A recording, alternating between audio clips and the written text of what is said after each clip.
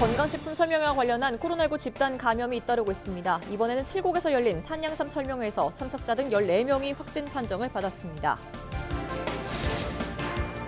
한 대구시 의원이 비판적인 댓글을 단 시민의 직장을 찾아왔는데 이 일을 두고 갑질을 행사했다는 논란이 계속해서 커지고 있습니다.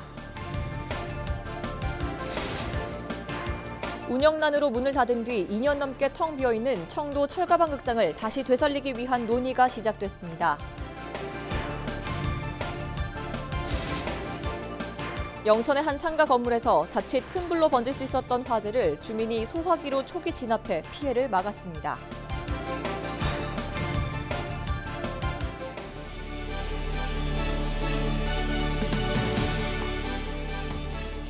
여러분 안녕하십니까? 헬로티비 뉴스입니다.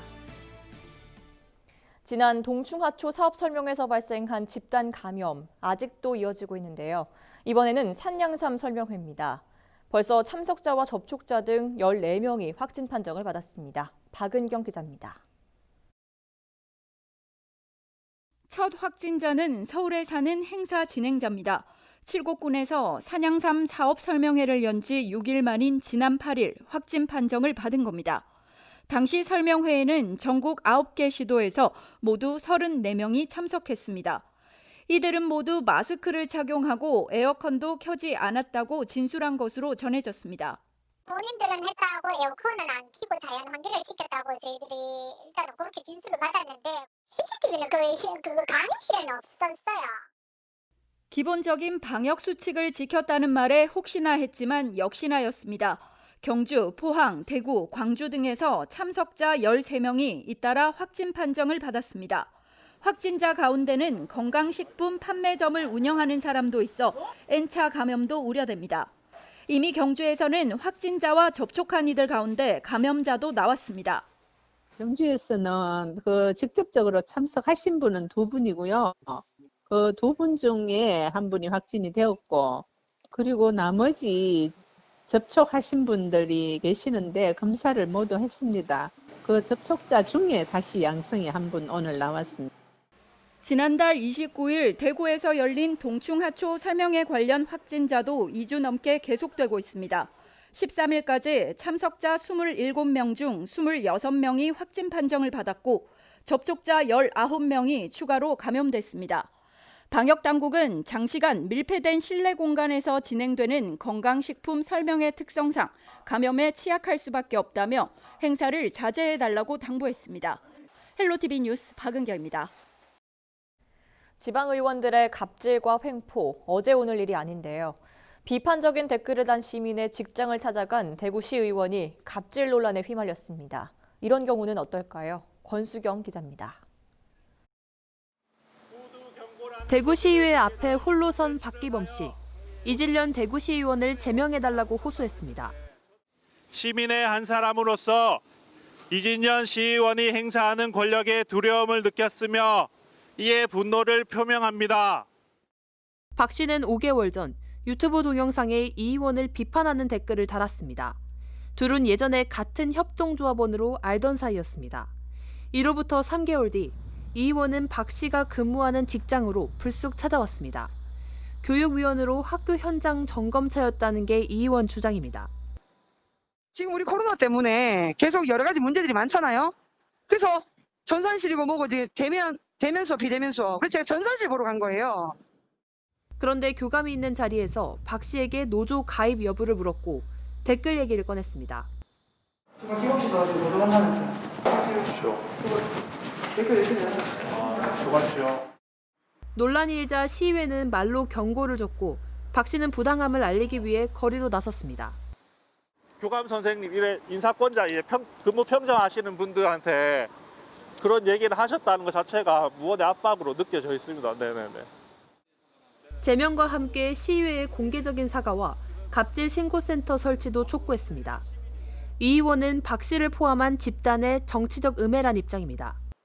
근데 이 친구가 직접 하지 않아도 몇 명이 걸려있는 사람들이 계속 그런 얘기들을 하죠. 계속 그렇게 한다라고 이제 제보를 자꾸 해주니까. 더불어민주당 대구시당은 윤리심판원을 열어 징계를 논의할 방침입니다. 헬로티비 뉴스 권수경입니다. 다양한 코미디 공연을 선보이며 인기를 끌었던 청도 철가방 극장. 하지만 2년 전 운영난으로 결국 문을 닫았고 지금은 인적이 뚝 끊겼는데요. 청도군이 비어있는 청도 철가방 극장을 되살리기 위해 나섰습니다. 주민들의 의견을 모아서 다양한 콘텐츠를 기획할 예정인데요. 자세한 내용 권미경 기자입니다.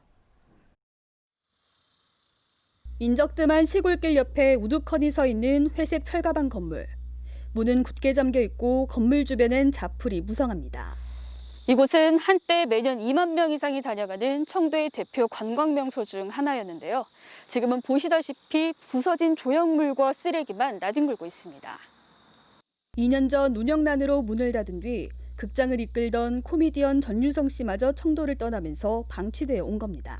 완전 흉물로 이렇게 돼 있는데 빨리 좀 다시 뭐를 하든지 간에 했으면 좋겠어요.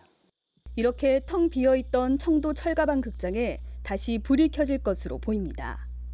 다만 예전 같은 코미디 공연이 아닌 새로운 콘텐츠로 속이 채워질 전망입니다. 청도군은 농림축산식품부의 신활력 플러스 사업을 통해 철가방 극장을 되살리기 위한 예산 70억 원을 마련했습니다. 청도군은 주민과 전문가들의 의견을 바탕으로 철가방 극장과 인근 시설들을 다양한 민간 활동 조직들이 활동할 수 있는 공간으로 꾸밀 예정입니다. 창의적이고 좀 정말로 실용적이고 좀 지속적이고 사업성을 좀 갖춰가지고 꾸준하게 운영할 수 있는 그런 액션 그룹들이 많이 참여해 주시는데意义가 있다고 생각합니다. 청도군은 용역을 통해 내년 3월쯤 구체적인 운영 계획을 마련할 방침입니다. 새로운 변신을 준비하고 있는 철가방 극장. 예전의 활기찬 모습을 되찾을 수 있을지 주목됩니다. 힐로티비 뉴스 권미경입니다. 영천의 한 상가 건물에서 자칫 큰 불로 번질 수 있었던 화재를 주민이 소화기로 초기 진압해 피해를 막았습니다. 영천 소방서는 지난 12일 오전 7시 30분쯤 완산동의 상가 건물 1층 식당에서 화재가 발생했지만 2층에 살고 있던 주민이 집에 있던 2개의 소화기를 이용해 불을 꺼 큰 피해를 막았다고 밝혔습니다.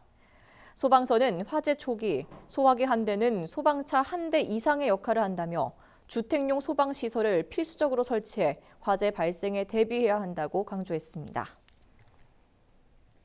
영천시의회가 8대 후반기 원 구성 이후 첫 임시회를 개회했습니다. 임시회 첫날 조창호 의원은 5분 발언을 통해 의회가 당을 떠나 대화와 협치를 통해 소통을 해야 한다고 호소했습니다. 발언 내용 함께 보시죠.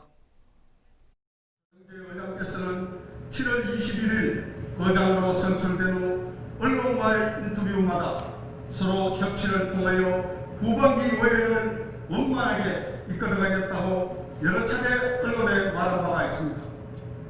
그러나 의장이 선출된 지 53일이 되었지만 우리 당 의원이나 무소속 의원들에게 의장당 선거와 상임위원장 선거에서 불미스러운 일이 있었지만 지금까지 협치를 부탁하는 말씀은 한 번도 없이 계속 대치되고 있습니다.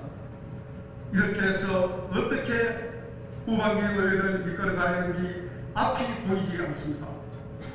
우리 시의회는 어떤 누구의 지시를 받아서도 안 됩니다.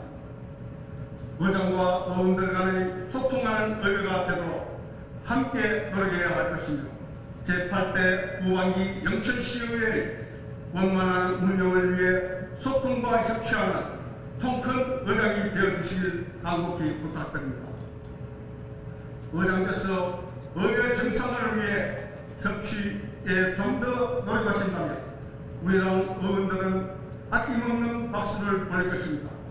끝으로 이제 우리 시의원들은 당을 떠나 민의의 전당에서 서로가 만나면 반갑게 인사하고 대화와 협치를 통해 서로 소통하였으면 합니다.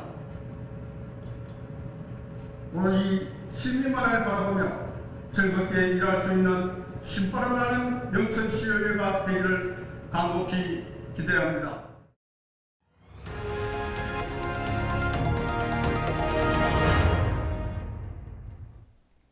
마스크를 끼지 않고 요리를 하거나 서빙을 하는 식당 아직도 곳곳에서 볼 수 있는데요. 포항시가 코로나19 확산을 방지하기 위해 이런 시설에 대한 시민 신고를 받기로 했습니다. 윤경보 기자의 보도입니다. 포항의 한 식당, 점심시간 손님 맞을 준비가 한창입니다. 모든 종업원이 마스크를 착용하고 요리를 하거나 서빙을 합니다. 식당을 이용하는 손님뿐만 아니라 식품업소 종사자도 마스크를 잘 착용하는 것이 방역의 가장 중요한 요소이기 때문입니다. 그러나 일부 식당은 아직도 마스크를 착용하지 않아 고객들이 발길을 돌리고 있습니다. 식당 갔을 때 요리사나 서빙하시는 분들이 마스크 안 낀 거 보면 그 식당에 다시 가기 싫어지더라고요. 음식하면서나 서빙하면서 말을 안 하는 것도 아니고.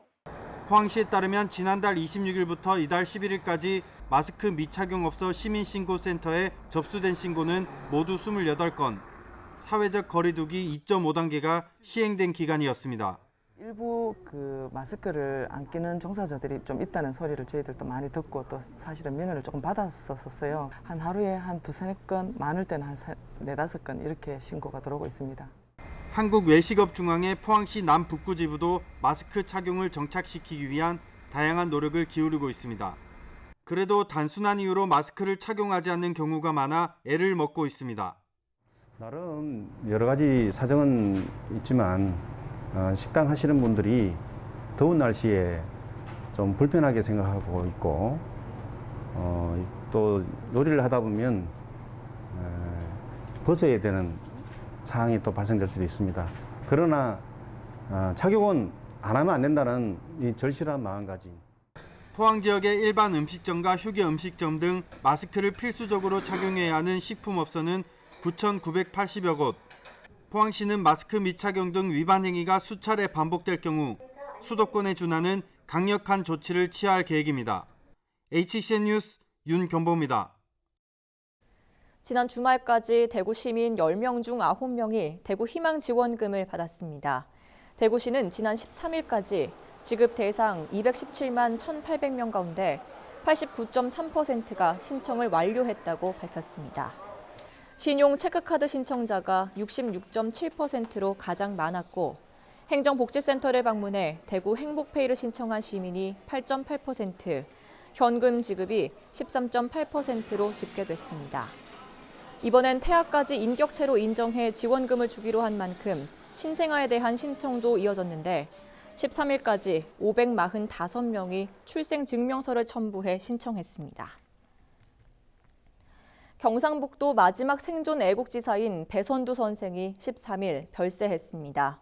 향년 96세인 고 배선두 선생은 경북 의성 출신으로 1943년 일본군에 강제 징집됐다 1944년 광복군 입대를 위해 일본군을 탈출했습니다. 고인은 1945년 4월 광복군 총사령부 경위대에 배속돼 복무했고 1990년 건국 훈장 애국장을 받았습니다. 배선두 애국지사의 별세로 국가보훈처에 등록된 애국지사는 총 28명입니다. 고 배선두 선생은 국립대전현충원 제6묘역에 안장되며 안장식은 15일 오전 11시에 열립니다.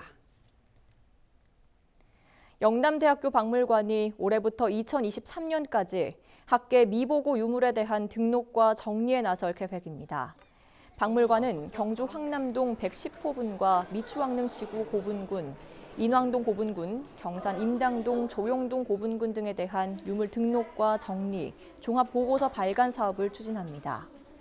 영남대는 1970년대 정부를 대신해 수많은 경주 고분을 발굴하고 기록하는 역할을 수행했지만 예산 문제 등으로 현장 발굴 이후 대부분의 유물을 수장고에 보관해왔습니다. 예천군이 30일까지 도청 신도시 송평천 산책로 주변 공중화장실 외형 디자인에 대한 주민 의견을 수렴합니다. 그동안 도청 신도시 송평천 산책로 주변에 공중화장실이 없어 불편이 제기되자 예천군은 3억 원의 예산을 들여 내년까지 2개소를 설치할 예정입니다. 영양군이 군의회 의결로 농작물 재해보험료 등 지원 사업에 136억 원의 예산을 확정했습니다. 이는 기존 3,374억 원보다 4%가량 증가한 3,510억 원으로 일반 회계 3,230억 원, 특별 회계 280억 원입니다.